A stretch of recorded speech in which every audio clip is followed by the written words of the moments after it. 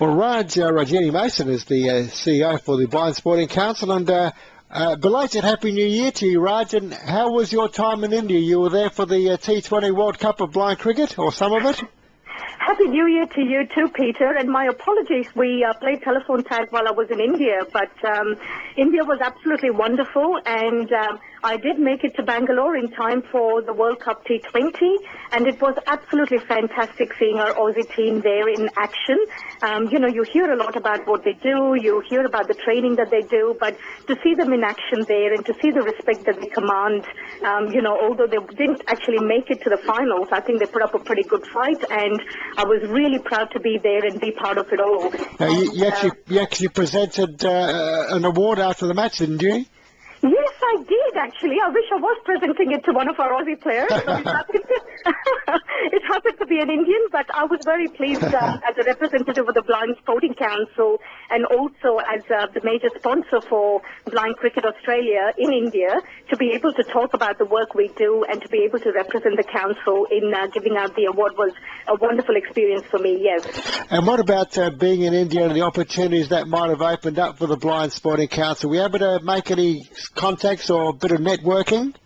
Absolutely, Peter. That was the whole idea. I mean, as with anything else, I think these talks need to mature a little bit more, and obviously the relationships need to be consolidated for it to translate into anything a little bit more tangible. But at this stage, I did have a few speaking engagements while I was in India with the different Rotary clubs in Chennai and Delhi. I had a chance to visit some major eye hospitals there, also in Chennai and Hyderabad, just to have an opportunity to understand the type of work they were doing. I met some like-minded organizations like Samarthanam and the National Association for Blind in India, and the negotiations have actually progressed to the extent that they would love to sign a memorandum of understanding with us. Absolutely, to be able to work together and to be able to seek sponsorships together. So I think we're going truly international in terms of connecting with the wider market, so to speak. And I think it's wonderful, and it can only, bode well for Blind Sporting Council long term. Did you get a sense of the opportunities for people blind or vision impaired in India, say, compared to Australia? Because I guess it's a land of contrast in terms of the haves and the have-nots. It's really interesting how these contrasts seem to coexist, really. On one hand, you do have that extremely poor and the extremely rich divide, but the not-for-profits as organizations are doing much, much better than we are, Peter. So really? It's quite a paradox, absolutely. But, just to give you an example, our counterparts in India with the National Association for the Blind, they work on a $25 million working budget. Oh, I mean, I would love to have, 10% of that to work with, and it would be wonderful. So I think philanthropy is alive and well there, and there seems to be quite clear distinctions in terms of support. Even blind cricket there, received so much more media, so much more publicity. The massive billboards everywhere.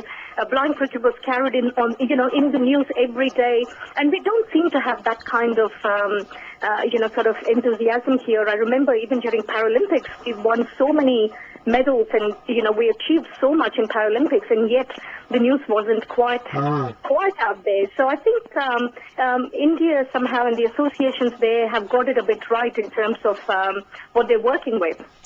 Right. One of the interesting things that's happening back in Adelaide, or indeed at Mount Barker, is a support group. Are you looking to maybe set up a few more support groups, a bit more localised, if you like?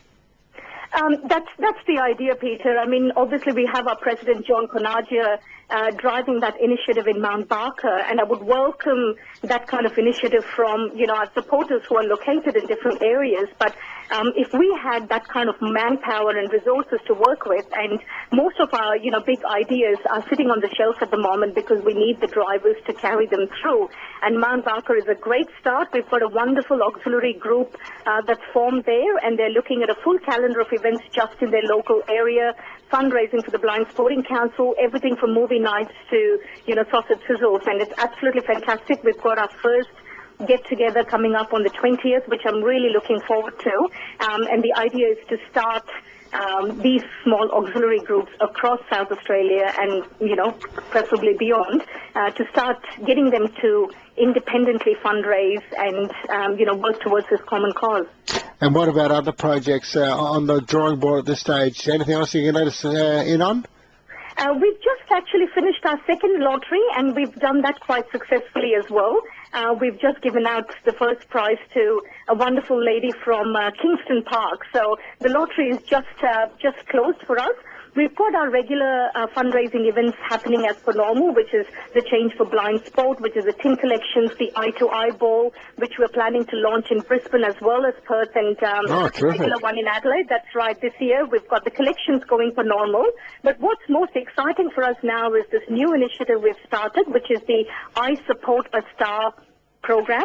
And what we're doing with this I Support a Star is collating all the photographs and bios of all our blind and vision impaired sports people that have actually benefited from funding or likely to benefit from funding through the Blind Sporting Council. And we are developing this massive database that we are then going to be approaching all the corporates, businesses and individuals with to say that an X amount of pledge per month or per year supports an X amount of equipment or training or participation for this particular star. So we are asking along, I suppose, the lines of World Vision, saying adopt a star or support a star, and then, there are other benefits where it's a bit more tangible. You know what the player is doing with it. The player is available to give you regular updates or an occasional testimonial. So there's a whole range of relationship building around that as well. Raj, good luck. We'll have to leave it there. Thanks for your time tonight.